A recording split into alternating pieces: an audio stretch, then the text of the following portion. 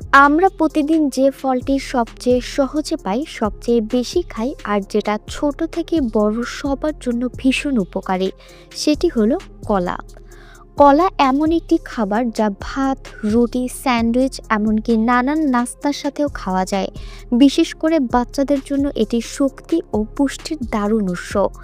আজ আমরা দেখব কলা কিভাবে চাষ করা হয়, কিভাবে যত্ন নেওয়া হয় আর কিভাবে বাগান থেকে বাজার পর্যন্ত পৌঁছে যায়। ভিডিওটি শুরু করার আগে যদি এখনও আমাদের চ্যানেলটি সাবস্ক্রাইব করে না থাকেন, তাহলে এখনই সাবস্ক্রাইব করে পাশে থাকা বেল আইকনটি চাপুন, যেন এমন তথ্যবহুল ভিডিও আর মিস না করেন। চলুন শুরু করি। প্রথমে বড় একটি জমি মেশিনের মাধ্যমে ভালোভাবে চাষ করা হয়। শক্ত মাটিকে গুঁড়ো করে নরম করা হয়। এরপর সেই মাটির সাথে প্রয়োজনীয় সার মিশিয়ে সমান করে নেওয়া হয়। জমি প্রস্তুত হয়ে গেলে ছোট ছোট গর্ত করা হয়। প্রতিটি গর্তে একটি করে কলা গাছের চারা রোপণ করা হয়।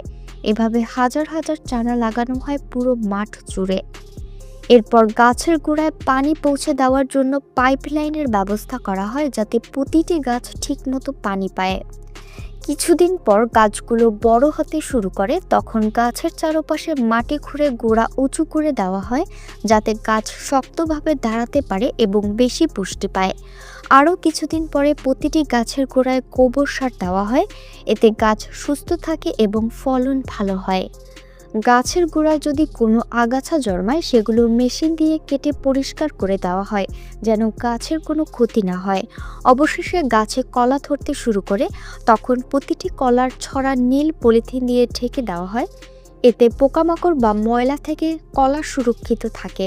যখন কলা পরিপক্ক হয়, তখন বিশেষ মেশিনের সাহায্যে কলার ছড়া কেটে নেওয়া হয়।